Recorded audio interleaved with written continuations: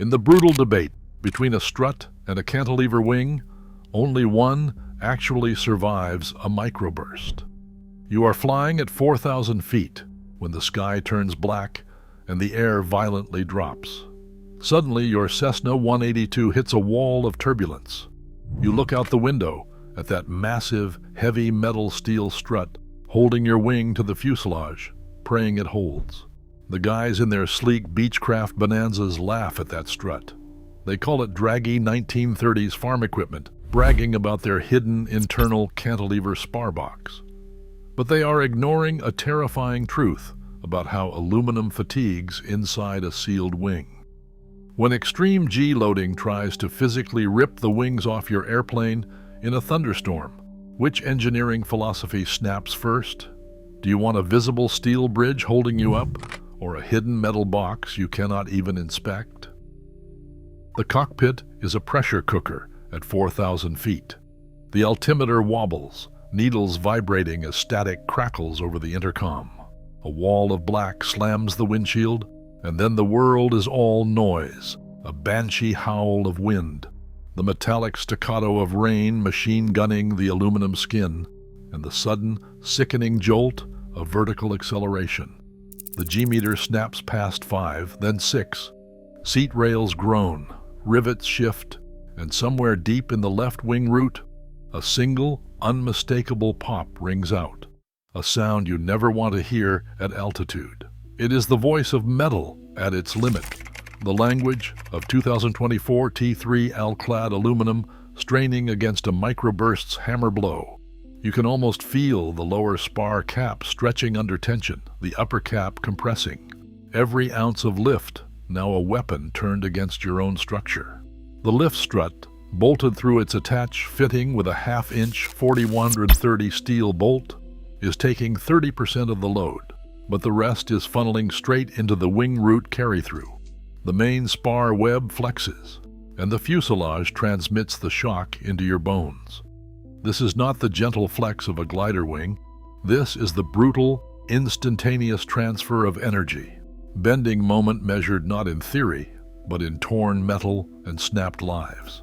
In that instant, you are not thinking about drag coefficients or laminar flow. You are listening for the next sound, another pop, a deep groan, or the silence that comes when a spar finally gives up. This is the moment where engineering philosophy stops being academic. The cantilever wing, the so-called diving board, is now absorbing 100% of the root-bending moment. The suspension bridge, the strutted Cessna, spreads the agony between visible steel and hidden aluminum. The aircraft is no longer a flying machine. It is a cage of riveted stress waiting to fail, and every microsecond of overload writes a new chapter in the logbook of fatigue. The only question left is, which design gives first, and will you hear it before it is too late? Every airplane rolling off the line at Wichita or Vero Beach carries a silent wager. Which wing philosophy will decide your fate when the sky turns violent? The Cessna's high wing, with its exposed lift strut, splits the load between visible hardware and the spar web. That strut stands out, steel, bolted, easy to inspect, its job clear.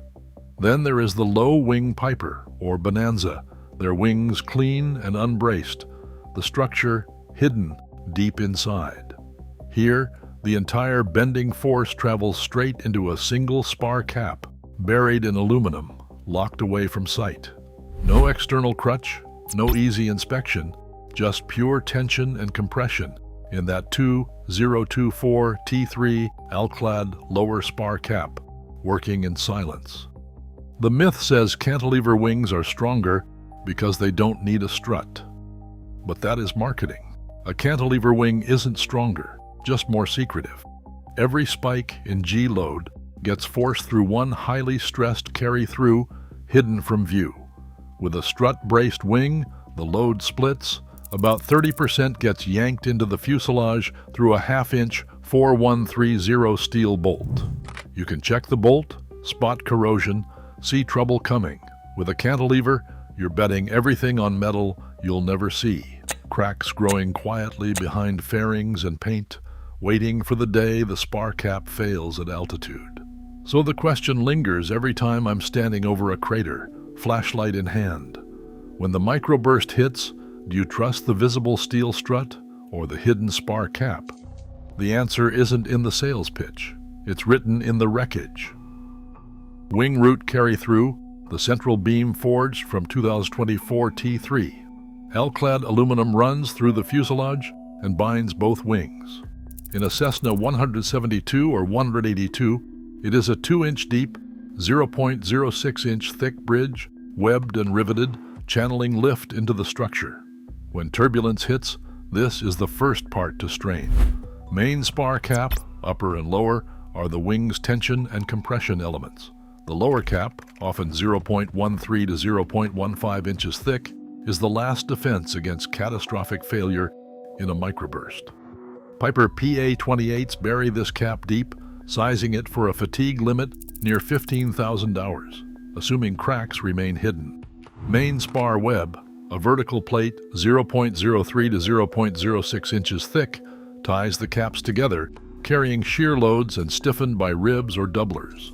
After a hard landing, the groan you hear is the web flexing, not yet failing.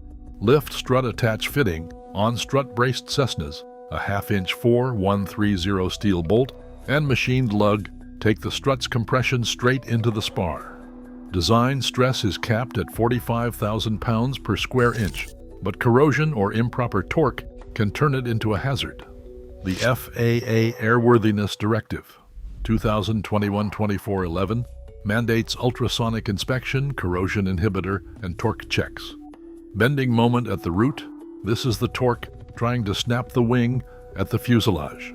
For a 1,200-pound aircraft, expect 8,000 to 12,000 foot-pounds at ultimate load, and over 1.5 million inch-pounds in a Cessna 182 at plus 4G. Strut-braced wings shed about 30% of this into the strut. Cantilever wings absorb it all at the root. Tension versus compression. Loading, the lower spar cap stretches, the upper cap compresses. In a microburst, tension spikes in the lower cap propagate fatigue cracks. Ultimate load factor. The regulatory ceiling is 1.5 times the limit load. 3.8 G for normal category general aviation under FAR 23. Surpassing it means metal deformation, not just flex. Rivet shear and tear out. AN 470 rivets, 1/2-inch diameter. Shear limit 12,000 pounds per square inch. Edge distance below 1.5 times diameter leads to tear out before spar failure. Fatigue crack propagation.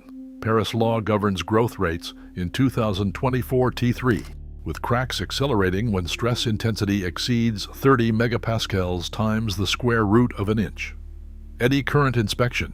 A non-destructive high-frequency probe 200 to 500 kilohertz detects 0.015-inch cracks in 2024 T3 L-clad.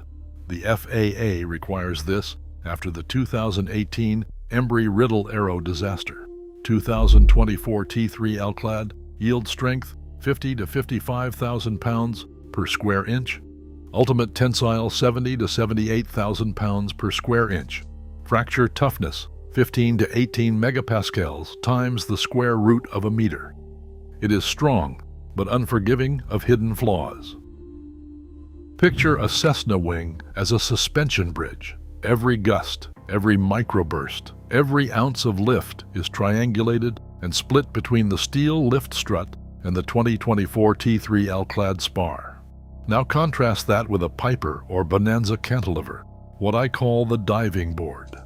All the force, all the violence, gets rammed straight into the hidden wing root. No crutch, no mercy. People love to say cantilever wings are inherently stronger, that if you need a strut, you built it wrong. That is marketing, not metallurgy. The truth is ugly, and the math is worse.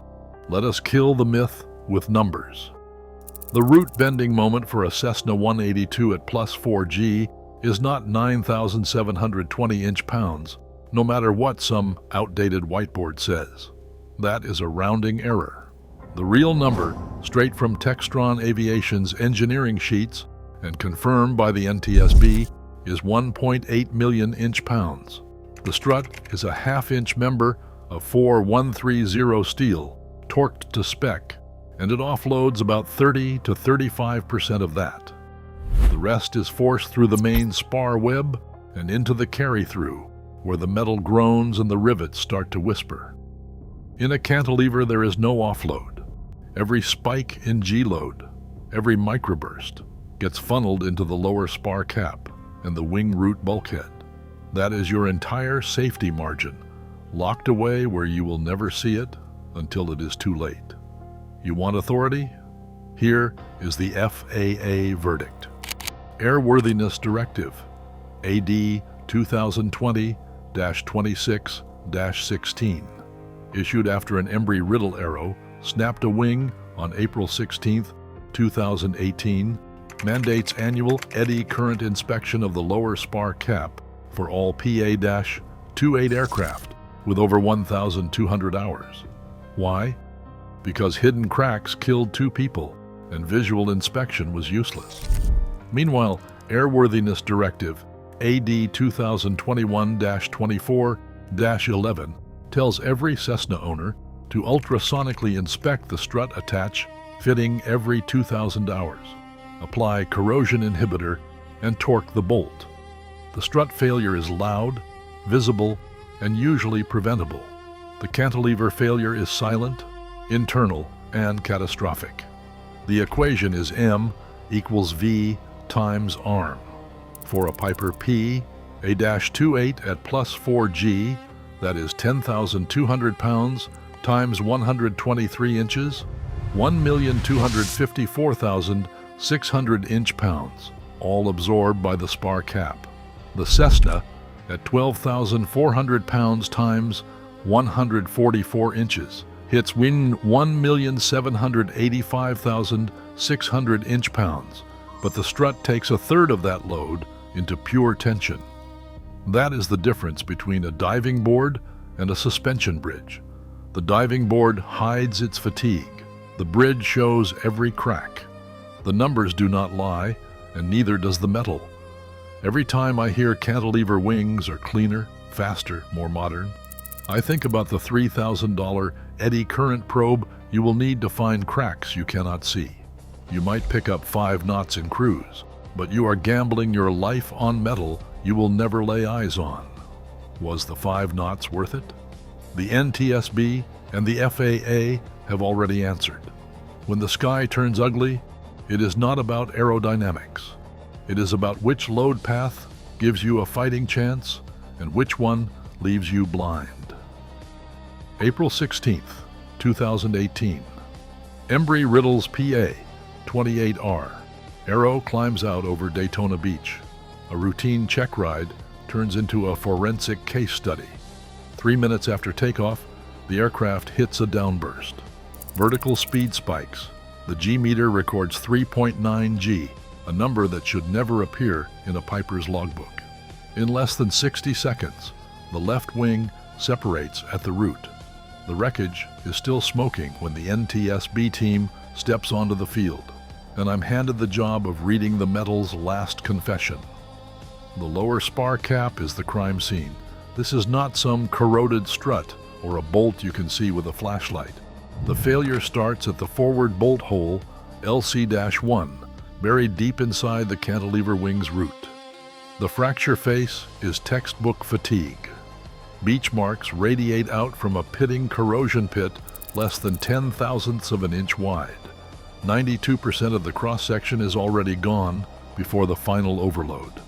What is left rips apart in a blink, the last fibers shearing under a load that on paper should not have been fatal. But fatigue does not care about paper. Scanning electron microscopy, SEM, does not lie. The crack initiation site is right at the edge of the bolt hole chamfer, where stress concentration spikes by a factor of 2.8. The SEM images show striations, stepwise growth, and a final overload zone smeared with ductile dimples. Metallurgy confirms what the accident report will later spell out. This was a slow-motion murder, not a sudden heart attack. The spar cap had been dying for years, invisible to every mechanic who ever signed off a visual inspection. Lawrence McCarter, lead NTSB structures investigator, summed it up for the docket. The failure propagated from a subsurface pit undetectable by standard visual means. Only eddy current inspection could have revealed the defect before catastrophic separation. The FAA listened. Within days, Airworthiness Directive 2020-26-16 was amended to require annual eddy current inspection on all PA 28R series with over 1,200 hours. The threshold for action became a crack just 25 thousandths wide. Anything larger, and the wing comes off for replacement. Here is the ugly arithmetic. 3.9 G exceeded the PA 28R's design limit of 3.6 G. The overload took a crack from 1/10 of an inch to full rupture in less than half a second. No warning, no visible sign. That is the real difference between the diving board and the suspension bridge. The cantilever wing hides its wounds until the day they kill you. The strut-braced Cessna shows its pain in rust, bolt torque, and visible cracks. Piper's clean wing trades 5 knots for a lifetime of paranoia and a $3,000 annual probe. Was the 5 knots worth your life? That is not a rhetorical question. In this business, hidden metal is deadly metal, and the logbook always gets the last word. Inspection in general aviation isn't about shiny paint or a few extra knots. It's about what's hiding beneath the surface. Corrosion pits in a lug, cracks in a spar cap, rot behind a fairing, these are the killers. The myth of the cantilever wing being stronger is just that. It hides its flaws deep inside, where the full bending load converges at the wing root carry-through. When that fails, it's catastrophic and almost always invisible until the moment it matters most.